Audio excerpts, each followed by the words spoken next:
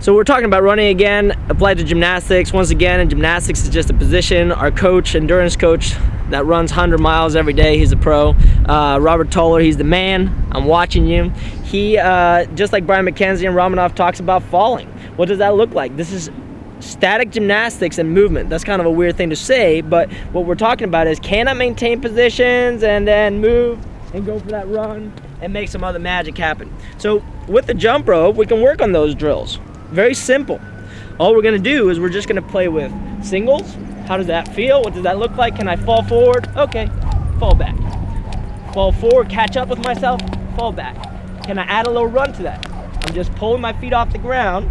It's windy as hell right now, so it's a little complex, but can I fall? What does that look like? So we're gonna start talking about that in many different ways. Start getting ready, start practicing jump rope, maintain position, start falling. Can you pull your feet off the ground fast enough? Can you run with it? So one of the things that I love doing with my kids, especially with the little gymnasts, is I take a jump rope and I make them run with the jump rope as they're jumping around the gym. Most of them end up doing the fairy jump, and I'm going to show you what the fairy jump is. It's my favorite jump rope pose ever. It does not translate into any performance. It's the nastiest thing you can possibly do. So all we're talking about, can we run here? And then they end up in this little funky thing where they're trying to run and catch up with themselves. That does not translate into anything, but it's just extremely funny to watch. So that's something you can do with someone, make them feel a little awkward. But here's the goal. Now seriously, I'm gonna propose a little workout. It's very simple. It's run 400 meters, so around the track. As you're jump roping, try to keep a good position the whole time. You're falling and allowing yourself to travel. Every time you trip on the rope, you do 3 burpees or 5 V-ups. Burpees with good form, belly tight, butt tight. Burpee or V-ups. Touch your toes, back to hollow.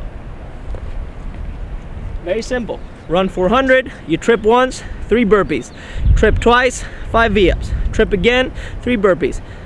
Time that, let me know how it goes.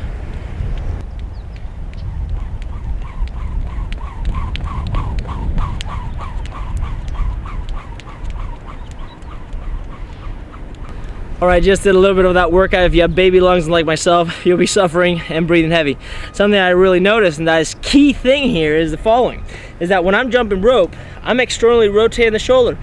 Great position, but immediately what happens is as I fatigue, I allow my rib cage to follow that. So rib cage down, enough to be able to maintain position, external rotation. I think that's a great thing for us. But let's just make sure that when we have that, if I let go of the rope, I can still bring my hands in, keep them in front of me, and not lose my shoulder position.